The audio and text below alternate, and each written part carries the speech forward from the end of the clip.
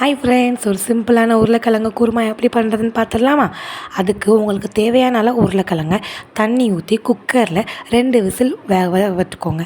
Next பல்லாரி உள்ளியையும் தக்காளியையும் நல்லா பொடிசாக நறுக்கி வச்சுக்கோங்க. இப்போ குக்கரில் 2 விசில் வந்துட்டு ப்ரெஷர் போனதுக்கப்புறம் குக்கரை ஓப்பன் பண்ணி அந்த உருளைக்கிழங்க தோல் உரித்து ஒரு பவுலில் மாற்றி வச்சுக்கோங்க. அந்த பவுலில் மாற்றி வச்ச உருளைக்கிழங்க கையாலே ஸ்மாஷ் பண்ணிக்கோங்க. நெக்ஸ்ட்டு இதுக்கு இப்போ தாளிப்பு ரெடி பண்ணணும். ஒரு கடாயில் எண்ணெய் ஊற்றி வெங்காயத்தை போட்டு 2 உப்பு போட்டு நல்லா வதக்கிக்கிடணும். 2 உப்பு போட்டு வதக்கணும்னா வெங்காயம் கொஞ்சம் சீக்கிரமாக வதங்கும். அதுக்கப்புறம் தக்காளி பழம் போட்டு மஞ்சப்பொடி, மிளகாய்த்தூள், நெக்ஸ்ட் இன்றைக்கி நான் மட்டன் மசாலா ஆட் பண்ணியிருக்கேன்.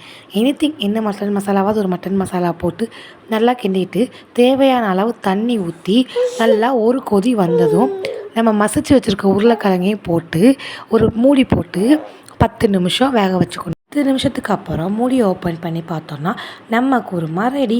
இதுக்கு மேலே கொஞ்சமாக கொத்தமல்லி இலை தூவிக்கிடணும். இப்போது சப்பாத்தியும் ரெடி, குருமாவும் ரெடி. சாப்பிட்லாம் வாங்க. ஓகே, பாய்.